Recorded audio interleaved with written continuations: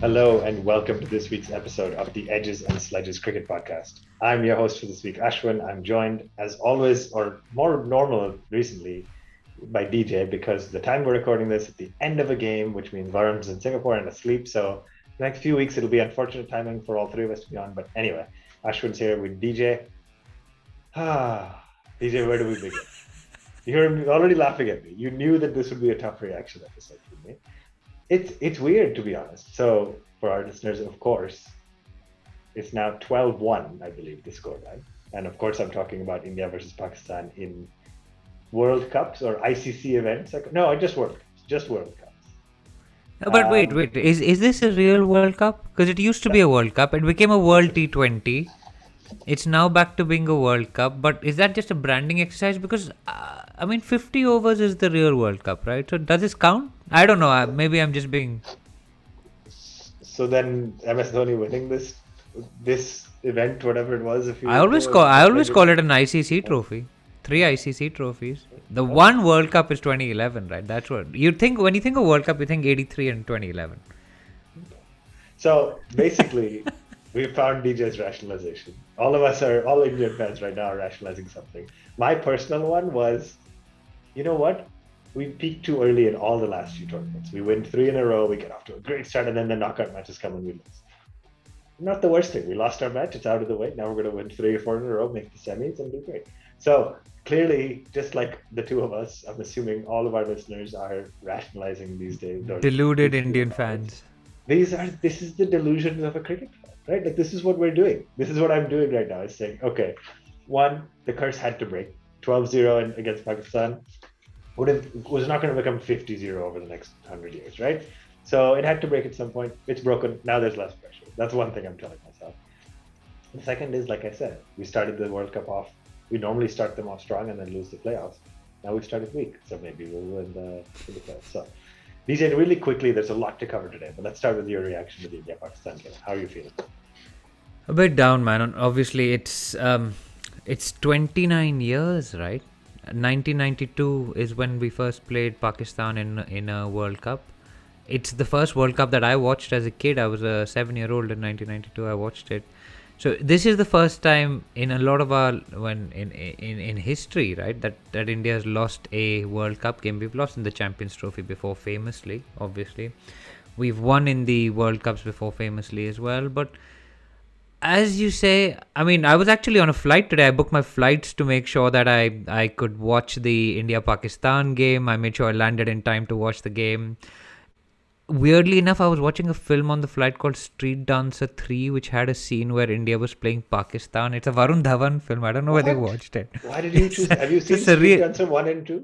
I don't know, but it's a plain film, right? So it just shows up and you watch whatever comes up. But you had hundreds of options and you picked Street Dancer. But this one was like, it had Prabhu Deva in it, it had Varun Dhawan in it had Shraddha Kapoor in it. It was, and it had the theme of the movie is that one of the dance groups is Pakistani, the other is Indian, and they meet at a bar which is owned by Prabhu Deva to watch an India-Pakistan match.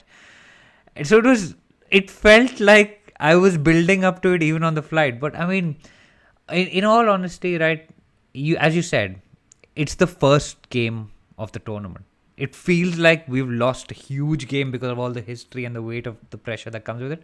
But honestly, if you ask any Indian fan, if they tell you lose to Pakistan, win the World Cup, now that we're calling it a World Cup, yeah, I think they'll say yes, right?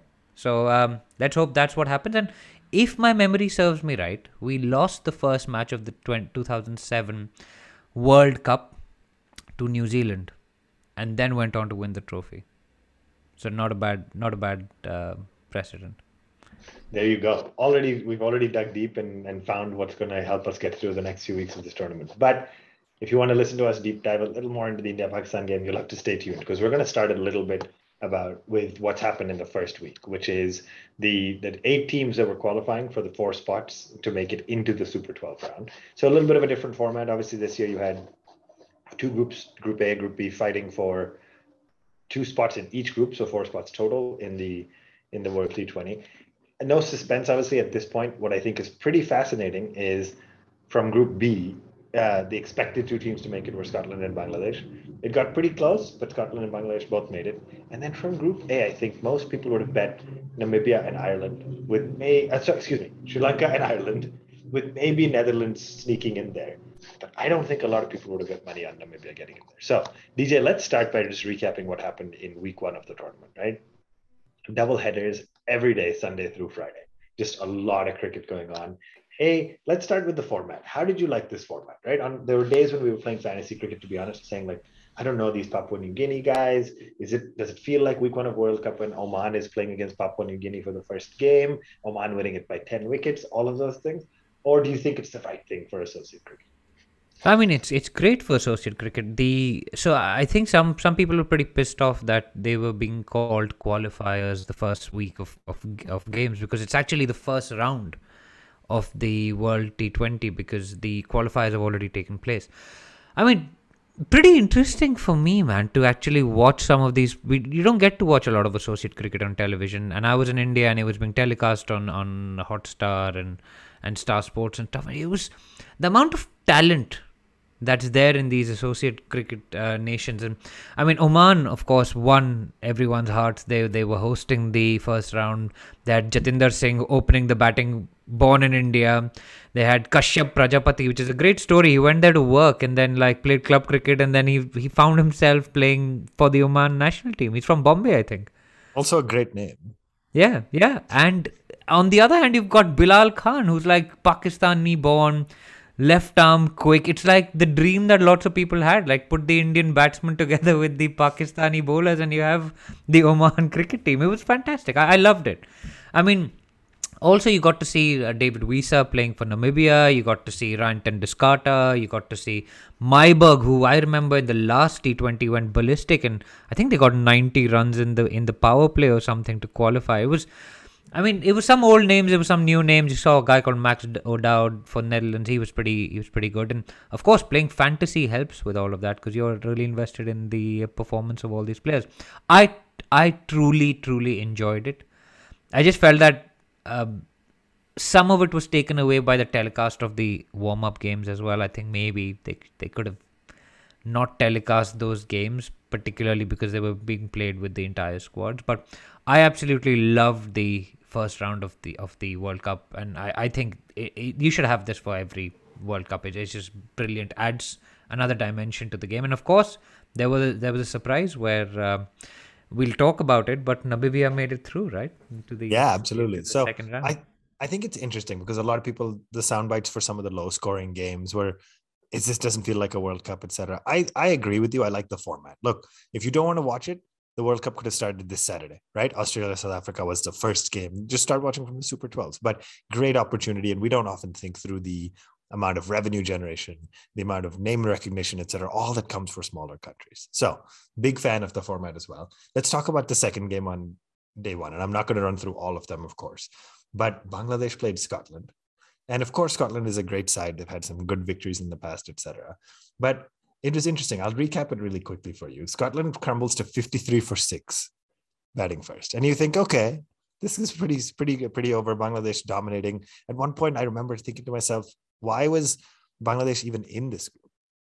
Like, why was Bangladesh even having to qualify? They've clearly established themselves as players. But Scotland gets to 53 for 6. And then Chris Greaves comes in, batting at number 8, I guess it was, 7, makes 45 of 28, puts on a great partnership, gets Scotland to 140.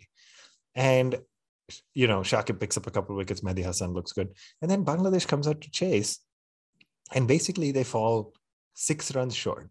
So day 1 of the World Cup, match number 2 of the World Cup, and arguably you already have your first upset, where, of course, 8 runs needed from 33 runs needed from 12 balls. Bradley Wheel gives only 8. Just a great finish. And Bangladesh has a loss on the board. So for any of our Bangladeshi listeners, if you're a Bangladesh fan, are you nervous at this point? You're thinking this was a sure shot and we just squandered a chance, right? Yeah, you're terrified at that point, and then you're even more terrified when Oman nearly knocks you out of the World Cup, right? And I mean, as the guy who went on record last week saying I actually fancy Bangladesh to win the entire thing, or be runners up, or at least make the knockouts. I was pretty nervous by that stage because they looked a bit clueless, but then they got their big guns to fire. They got the Fizz to come out. They got Shakib taking wickets for fun. Yeah, it was. But I mean, kudos to Scotland. Really well played to them, and there's some history between the sides, I believe, from the earlier years where I think Bangladesh frog leaped them into Test status, which Scotland still bear a bit of a grudge against. I think there's an article which says this is a one-way grudge match, kind of like when India play Bangladesh, where India don't really treat it as a serious game, whereas Bangladesh take it very, very seriously. This is going to come back to bite us, right? Yeah, I'm saying no 100%. Comment. It's going to come back to bite you, my friend. 100%. But let's quickly talk about that second game then. Bangladesh played Oman, put up 153. Again, looked a little shaky, right? Two good performances, but nobody really stood out. And then after a loss of a quick wicket, at one point, Oman was cruising, right? They were 80 odd in like 11 overs, chasing only 150 plus. And then unfortunately, they just couldn't get over the finish line. So the strength of Shakib, who picked up 3, Mustafizur picked up 4, cleaning up the tail as well. Let's talk about that really quickly, just from a team temperament, from the ability to find that depth, right? Of course, Oman showed us they have great openers and call it a good top 3, right? Aqib Ilyas, Jatinder Singh, and Prajapati, like you talked. Zishan Maqsood as the skipper did better with the ball than the bat, but then you sort of see these like numbers 4 through 7 or 8 that do they not have the depth yet to be able to put on a tough run chase against a quality side like Bangladesh? And they look like they should have won that game and they just fell short, right? Is it just a lack of depth for some of the associate nations? And it's just experience, right? Lack of experience. It's sort of when we talk about the Indian women's cricket team, where they've got all the talent, you've got all the you've got all the technique. It's just getting across that finishing line, which if you haven't played at that level for long enough, or haven't played in games that are close enough at that quality, you just don't manage to make it. So they gave them a proper scare, but in the end, I mean, Bangladesh have been around for a really long time, right? They played their first test match in 2000, and they've run the big teams close in the past. So the quality players came to the fore, and sad for Oman. That would have been a pretty great story actually, because they would have had 2 wins and they would have gone through, right? Yeah. So unfortunate story there. Obviously, we know Bangladesh made it through, and Scotland did as well. But let's talk a little bit about the other group then. Sri Lanka looked pretty solid. They were a little shaky at times, not great, but of course they started the Super 12 campaign off with a bang, which we'll talk in the next segment. But Netherlands and Namibia. In my head, I've heard much more about the Netherlands side, right? We know the players. We know Max O'Dowd, Steven Myberg, like you said, Ryan Tendeskata. We've had a bunch of players over the years. And the Netherlands puts up 164. Great knock from Max O'Dowd. Namibia comes into bat. They start okay. And then I want to talk about this guy. He walks in. What would the score have been when he walked in? It would have been 52 for 3 when David Wiese walks in. Now, David Wiese played South African international cricket. I don't think he played too many games, a few international games here and there. But he was, I'm reading this as we speak, he was an international cricketer from 2013 to 2016. Then in 2017, he went the Kolpak route, ended his international South Africa career to play county cricket. And he was also eligible to play for Namibia because his father was born in Namibia. And he basically made his debut for Namibia just this month, October of 2021. And he comes out and makes a blistering 66, knocking the bowlers all over the park. They were out of ideas. They bowled 7 different players at one point and made a magnificent 66. Gets Namibia over the line with 6 balls to spare. Was that a shocker to you? Was it great to see a player like David Wiese come back? And obviously we didn't see too much of him, but he's been around. He's been in the T20 circuit. He's played county. Was it great to see? Yeah, and I don't know. Did he play any IPL? I seem to think that he played some IPL. Maybe I'm wrong, but I want to say RCB. Yeah, it sounds like he's an RCB guy. So I was right. He played 14 matches in 2015. Yeah. See, averaged 30 at a strike rate of 142. There you go. Picked up 16 wickets. What? There is this real? See, picked up 16 wickets. This is a junk I've stored in my head.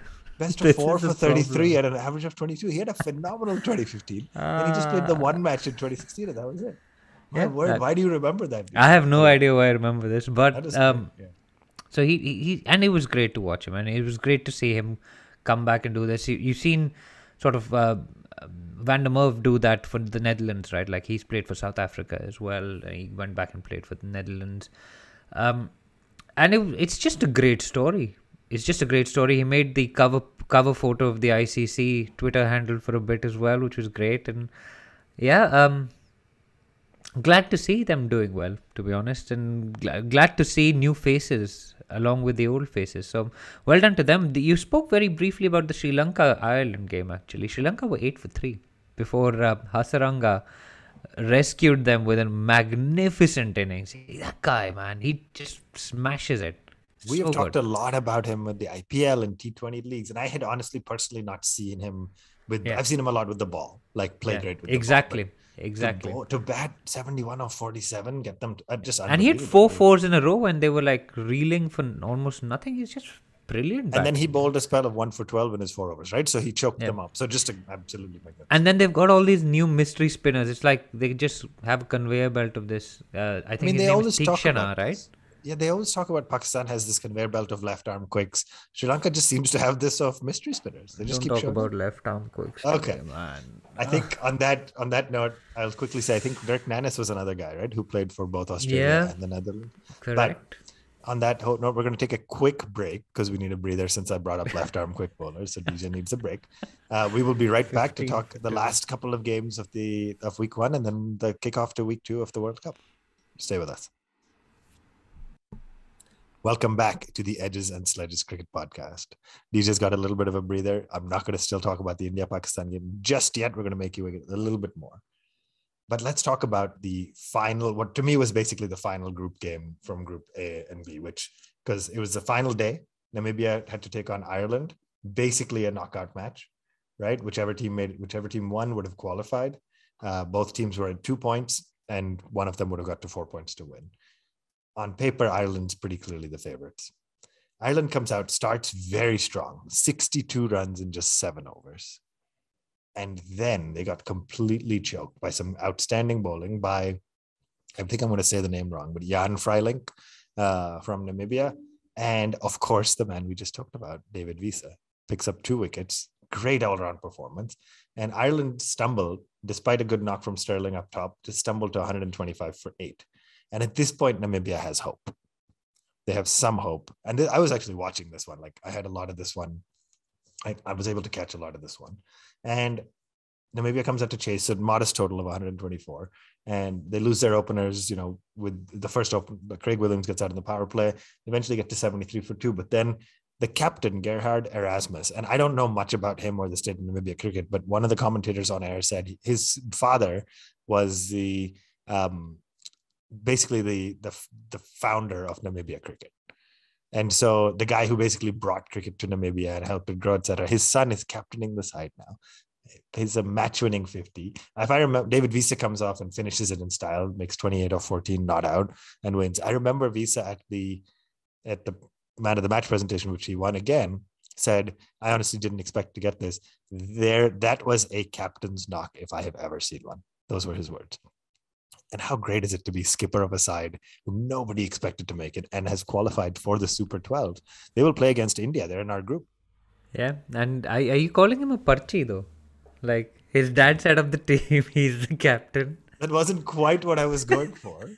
I was more saying, like, it's a great story about, like, being from the family that helped set it up. But I don't know. Maybe. It's pretty amusing, though. I mean, I'm guessing that it's like they've got a very few number of cricketers that play, right? So it's probably fair. It's probably quite good, as we saw. His father, Francois Erasmus, is was the president of Cricket Namibia and the associate director of the ICC. So maybe he did get I don't know. Maybe he got a free ride. Yeah, I mean, but you saw what it means also to all the administrators, right? Like you saw the Oman, I think he's the chairman of the cricket board.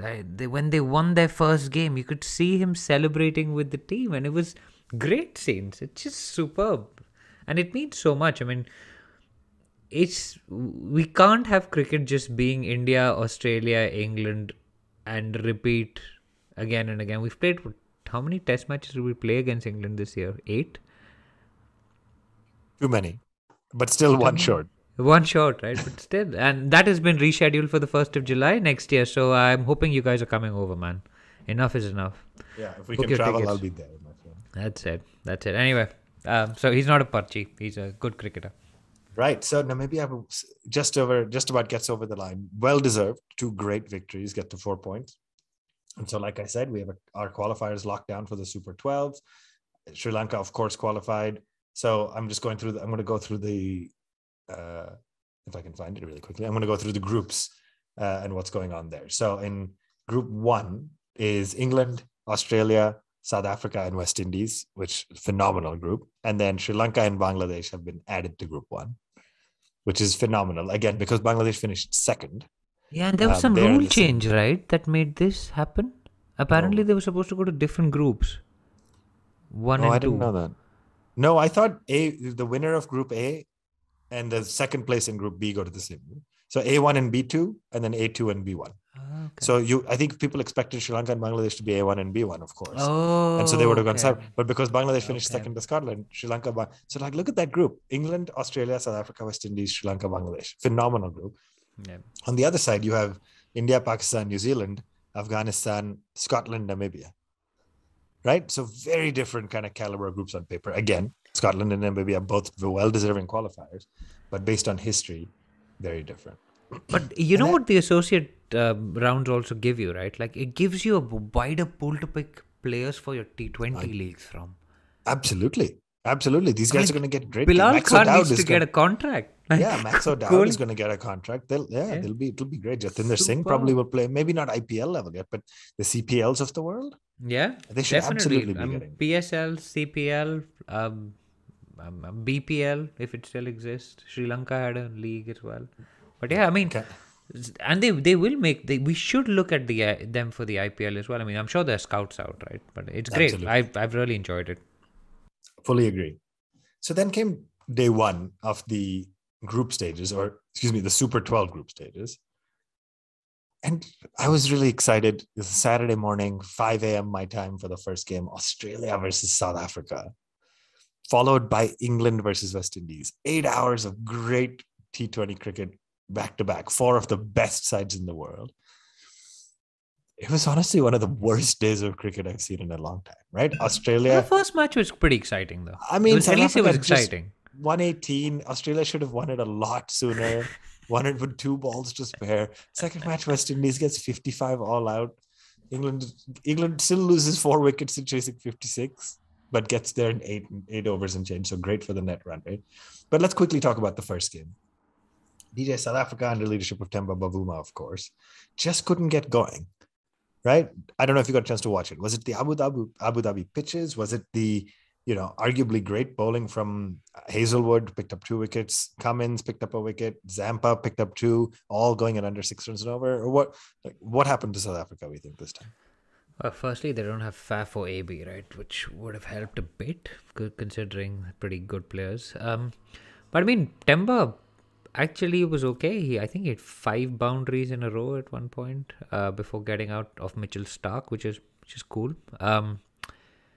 Just couldn't get going. Just didn't have the firepower. Their best player got bowled. It was a freakish dismissal, right? Like Quinton de Kock tried to pull it, and then it hit the top of his bat, and then just fell on top of his stumps. It was kind of weird.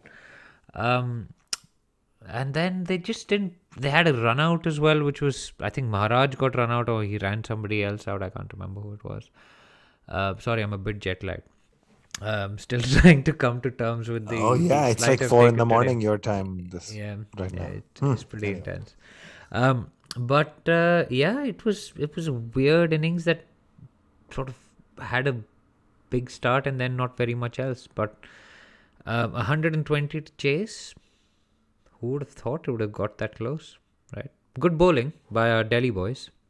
Yeah, I was going to say Rabada and Nokia both bowled great. Shamsi and Maharaj, interesting 2 spin options. I think to me the weakish link in this lineup is Dwayne Pretorius. Didn't look great today, and if South Africa can figure that out, it seems like if I'm to make a bet, I feel like going into the latter stages of this tournament, teams will start picking that 3rd spinner.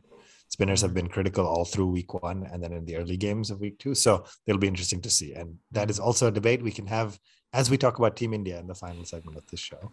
But one more quick game I'll cover before we get to that. And that's the second match of the first day. I mean, West Indies just seems to either make 55, 56 all out or make 220. And so much buzz about Hetmeyer. Lendl Simmons, obviously quality at the top of the order. Evan Lewis had a couple of good knocks. Nicholas Puran, Karen Pollard steps up big, shows up strong, and is obviously skipper this time. So one player crossed into double-digit scores. Chris Gale, oldest player on at a run a ball. 55 all out, like it was painful to watch almost. It was.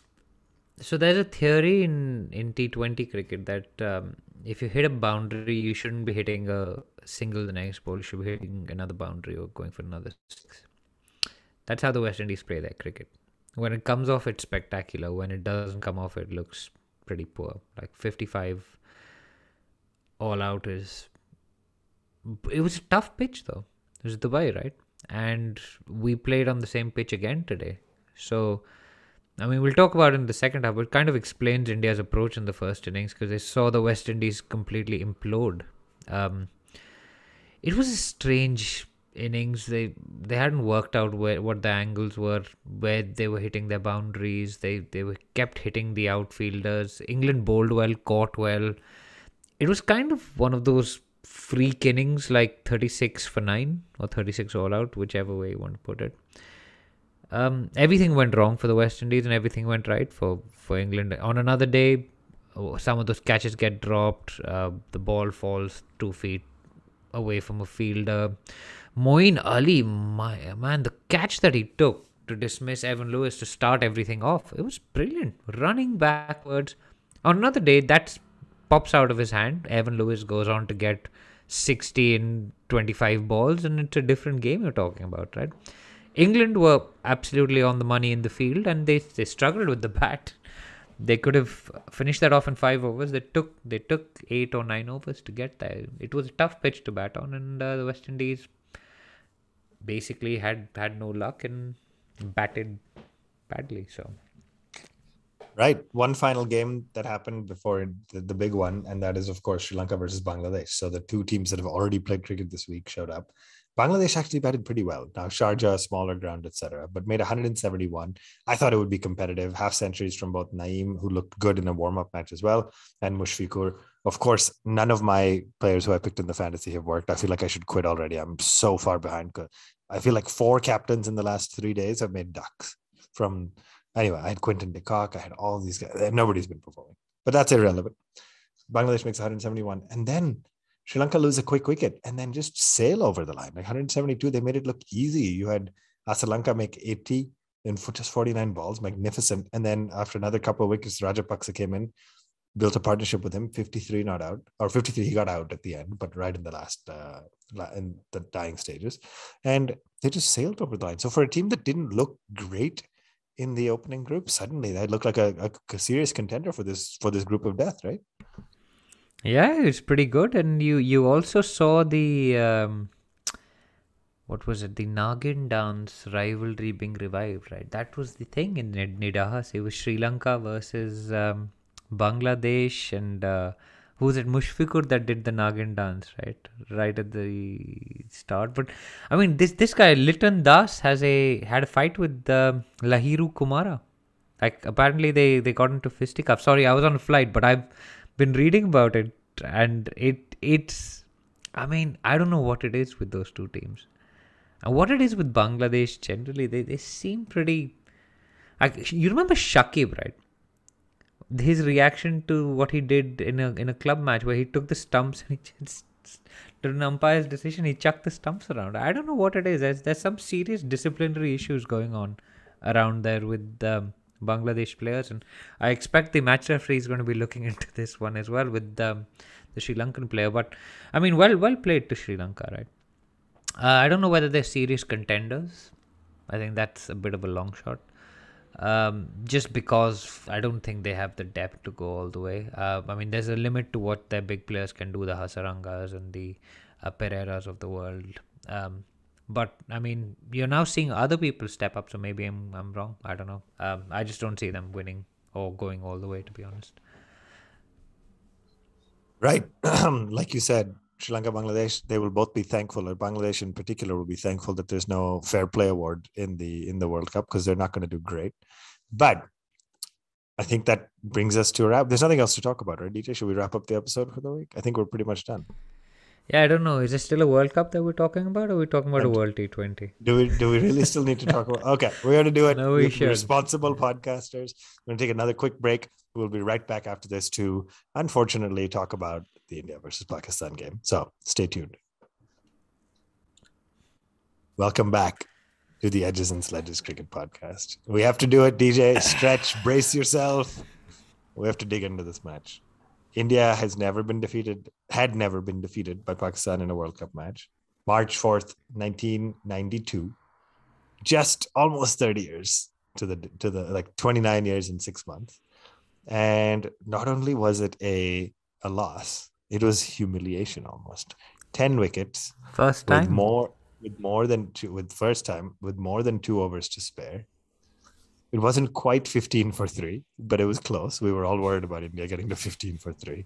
And I honestly, the only explanation I have at this point, to be totally honest, is that in between innings, I stopped paying attention. I went to go get some breakfast. I'm sure they switched pitches, because there's no way India looked so scratchy and looked so bad and ball didn't come on the bat and everybody struggled. And then these two openers for Pakistan made it look easy against Shami, Bumrah, Bhuvi, Varun Chakravarti, Jadeja. I mean, for sure, it was a pitch thing. That's the only explanation. You have any better hypothesis?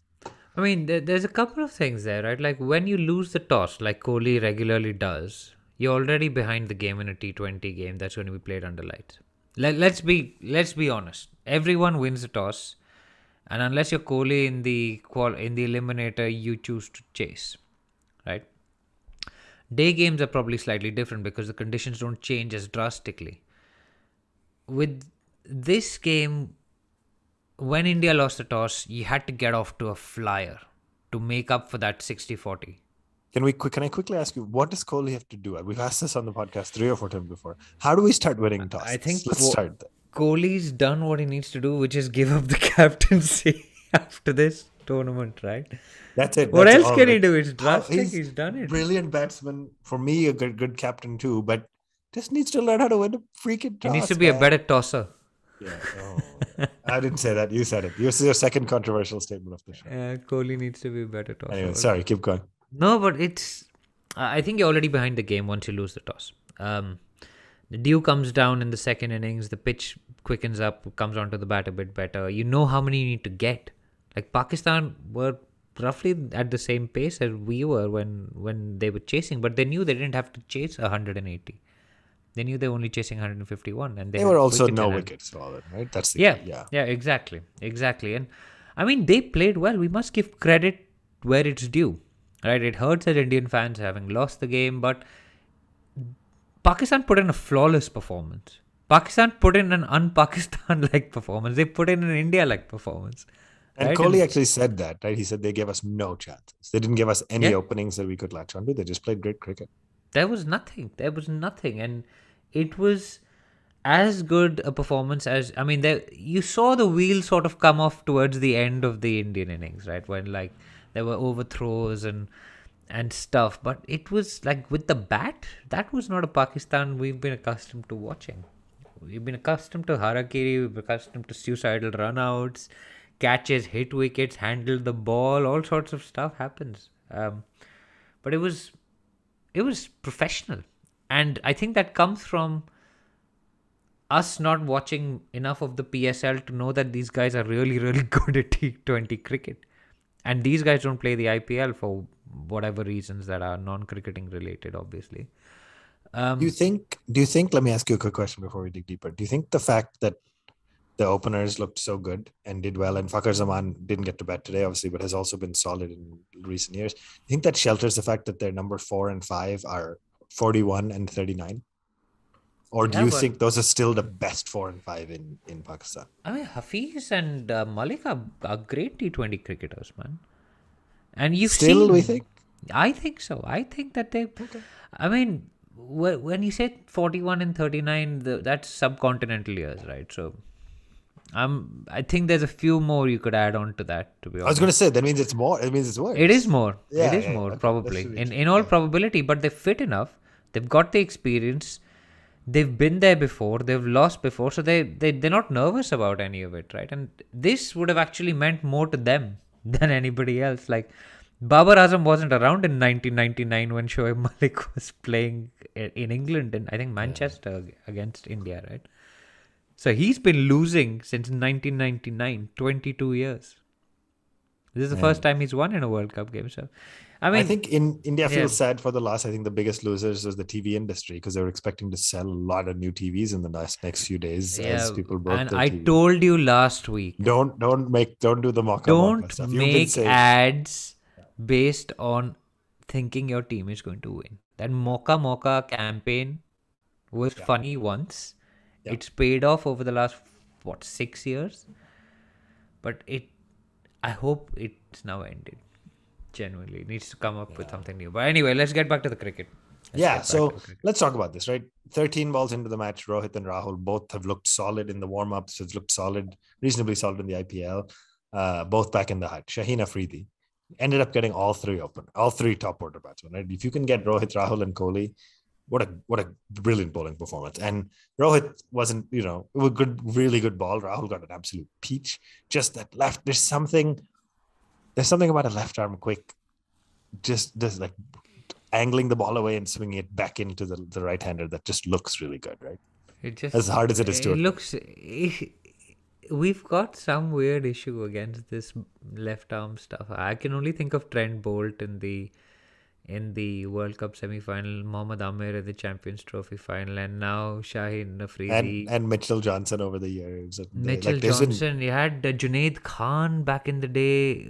I think we were 29 for 5, after which I think Dhoni may have scored 100. Wasim Akram. There's so many left arm quicks who have tormented India over the years. Absolutely incredible. And I mean, again, Afridi got swing. He got swing, and he's a massive performer in the PSL. He's one of the star picks, right? Mm-hmm. And I mean, I don't know. I know Kohli was probably preparing for him. He had a magnificent 6 off Afridi, by the way, which was brilliant to watch. It was Kohli at his finest. You could see Kohli, like, this game brought out the best in Kohli. Almost. Yeah. Let's talk about him really quick, right? 57.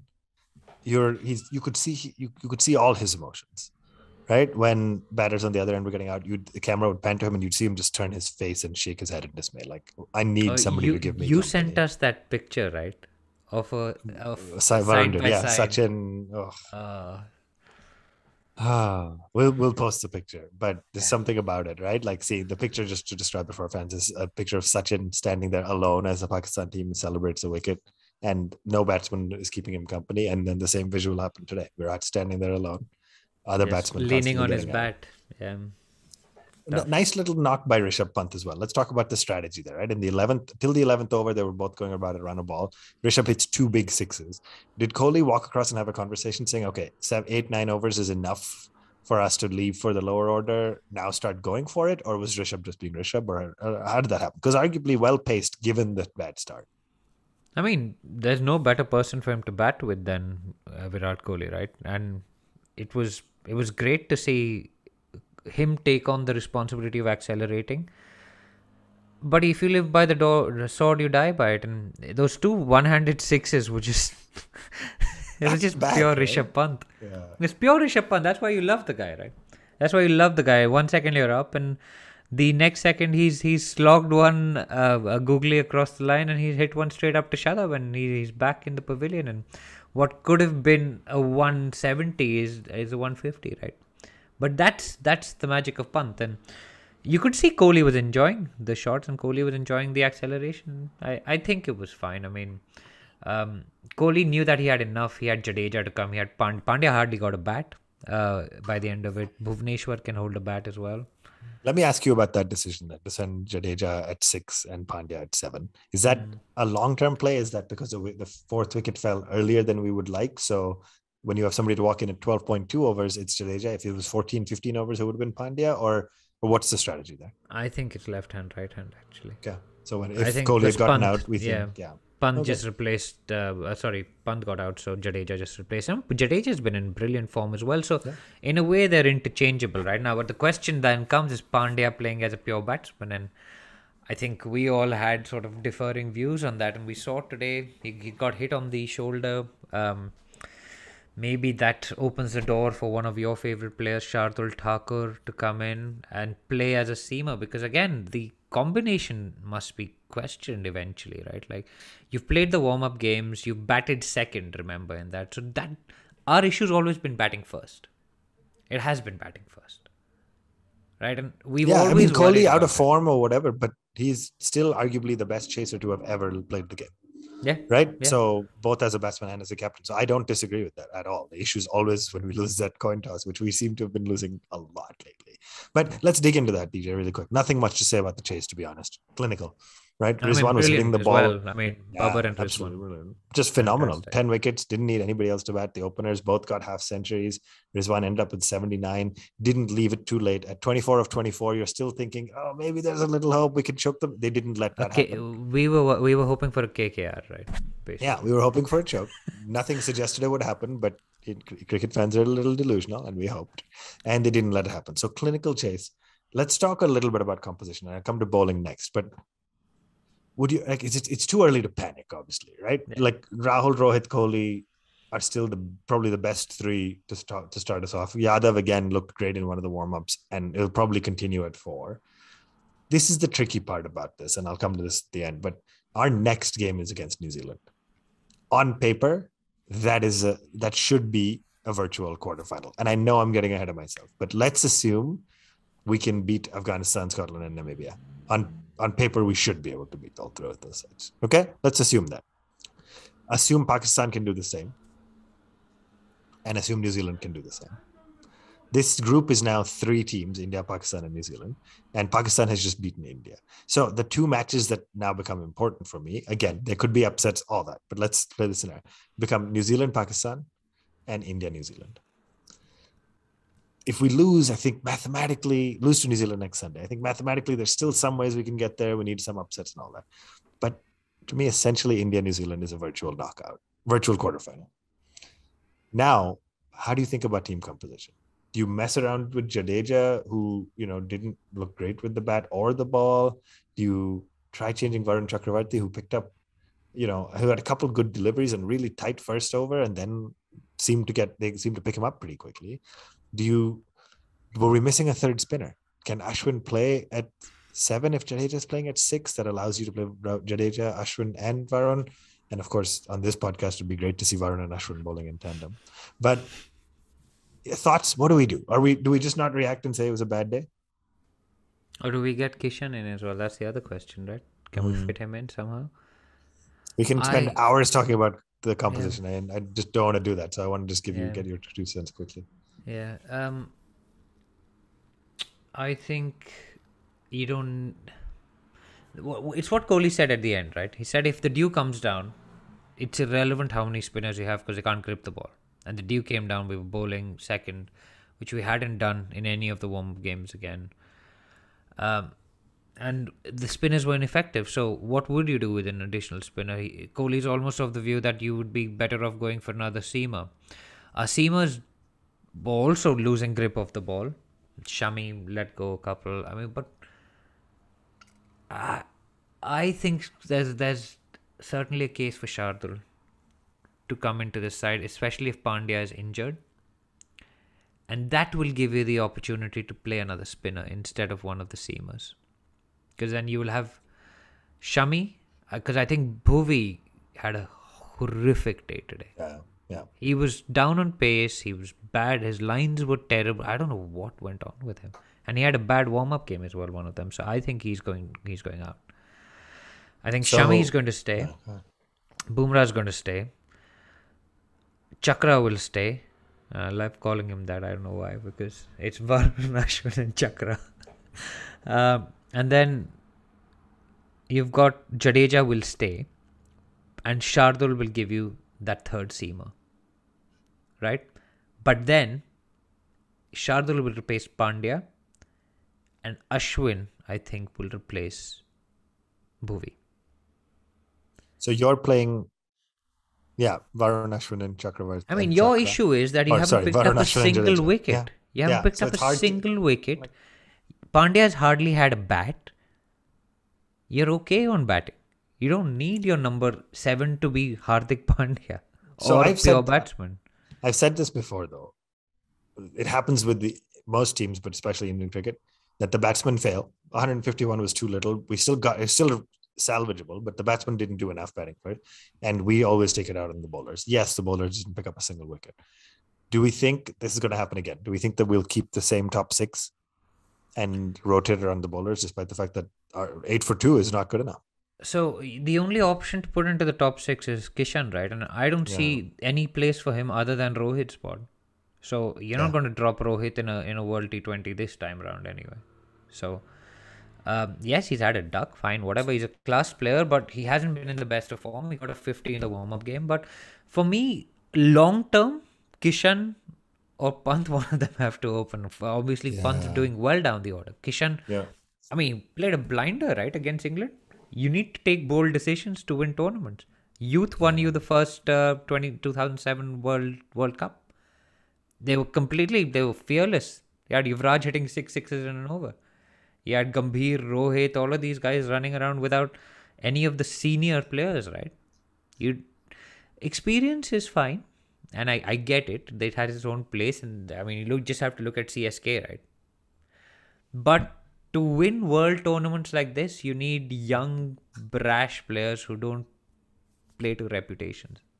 They just go out there and smash the ball all over the place. If it comes off, it comes off. Doesn't come off, what's the difference? Yeah. But I don't think they're going to change the top 6 for your. That's the key question. To answer your question, I think Shardul will slot in at 7, and Ashwin will come in instead of Bhuvi. That's my 11 for the next game. So especially given the Shardul, so Ashwin, Bhuvi and Hardik are out. Yeah. And Shardul and Ashwin come in. So you've strengthened the bowling. Yeah. Where the batting failed. And to give you more options, right? You had no options today. You had no 6. Hardik was not bowling. You didn't have. Kohli bowled a little in the warm-ups, but let's not take that. Yeah, but we didn't have a 6. Today would have been a useful day to have a 6th bowler. And Shardul has a golden arm. He picks up wickets. You call them. Just try something. Yeah. It's just. Wickets are wickets. All the same. They count the same, right? So, anyway, emotional. The streak ends. India loses to Pakistan, but it's done. This had to happen at some point in our lifetimes. It's done. It's out of our system. India has a full week before our next game. Onwards and better upwards. in a T20 World Cup than a 50 over World Cup. I agree. Yeah, sure. Semantics. This hurts less somehow. It hurts, but it hurts less. Yeah, because it's 60 less overs, so it's 60% less hurt. That's how math works, right? Right. Lots happening. India, unfortunately, as of at this moment, it's early, of course, but sits at the bottom of the points table because of the magnitude of the loss as well. So net run rate is not great, but upwards from here. DJ, a couple of exciting games coming up this week before we're back to record again. South Africa, West Indies, and Pakistan, New Zealand on the same day. Big matches. Lots happening. Then you have a couple of what should be more one-sided games. Then on next Saturday, you have England, Australia, our age-old rivalry playing. That's at 9 a.m. Before, of course, on Sunday, India and New Zealand. So we'll probably record about the same time next Sunday after India plays against New Zealand. Hopefully picks up our first victory and then goes into 3 on paper easier fixtures in Afghanistan, Namibia, and Scotland. Remember last time we won the World T20 World Cup, we were nearly knocked out in a bowl out, right? So it's got to get really bad before it gets better. Absolutely. We have hit rock bottom and now it's going to get better. Last question for you, DJ. 2 groups we walked through. Who is going to make the semifinals? Now that you've seen a couple of games, you've seen West Indies, but of course West Indies tends to blow hot or cold as well. Who's going to make it? Group 1, England, Sri Lanka, Australia, South Africa, Bangladesh, West Indies. Who are your top 2? England. Mm-hmm. I'm still backing the Windies to do this, man. Okay. I'm going England and Australia. Ooh. I hate it. It's not who I want to make, but it's what I'm seeing. And then Actually, I think Sri Lanka could surprise us. I kind of hope Sri Lanka surprises us. It'll be great for sport in that But the country. Windies will be hurting after that. So I'm looking forward to them bouncing back, smashing a couple of teams by a big margin to bring that net run rate back down. Yeah, and arguably they've played their hardest match already, right? England was Yeah, their toughest yeah, opposition. tough. And then Group 2, India, Pakistan, New Zealand, Afghanistan, Scotland, Namibia. Who are your top two? Oh, this is hard. I want India to cut through, obviously, so I'm going to go with them. And I'm backing our boys, and I'm going to say Pakistan. ooh, big call. So you and I disagree. Because they look good. They look good, man. They do. Good. I'm going to go India and New Zealand. And the reason for that is Pakistan might actually beat New Zealand, but then they're going to come up short in one of They're the going to games. lose against one of the They're going to lose like against Scotland, Afghanistan. Namibia. They're probably going to lose against Afghanistan. David Lees is going to come play a blinder, make 80 runs in 30 balls, and beat. Something's going to happen. Great. Pakistan's going to look good, and they're going to finish third in the group. But again, this is delusions and wishful thinking. But I want Pakistan to finish first or whatever, so that they play the other semi-final, and then we win our semi-final, and then we play the final against Pakistan and take revenge for 2017. The exact inverse Which is of what the they did Champions for us, Trophy. right? Exact inverse of the Champions Trophy. That's it. 2017. That's it. Wishful I think thinking. that's- Look at the delusion. The level of delusion is. That's what I'm saying. We should rebrand Edges and Sledges. It's been 200 episodes almost. The name is used. Let's change this name of this podcast and call it Delusions of a Cricket Fan. Delusions and wishful thinking of an Indian cricket it's fan. ridiculous. I can't think of a better note to wrap this up. DJ, thank you for joining me. It was a little bit painful, but I feel like we've relived the successes, all the highs and all the lows. So hopefully our listeners, thank you for tuning in as always. You enjoyed reliving it with us. We will be back next week with a new episode. Usual spiel as always. If you're watching this on YouTube, please like, subscribe it, and share it. And if you're listening, engage with us on social media. We'd love to hear from you. We're Twitter, Facebook, Instagram at One Tip One Hand. You can email us anytime, contact@onetiponehand.com. We will be back next week. World Cup fever, or World T20 as DJ wants to call it. Fever is alive and kicking. And hopefully the episodes will be a little more upbeat from here on as India starts to get better results. Thank you for joining us. See you next week. Hopefully this made us all feel a little bit better as well. And join our fantasy league. That's right. The link is in the show notes. But don't check how I'm doing because I don't want to talk about it. Thanks, everybody. See you next week. IVM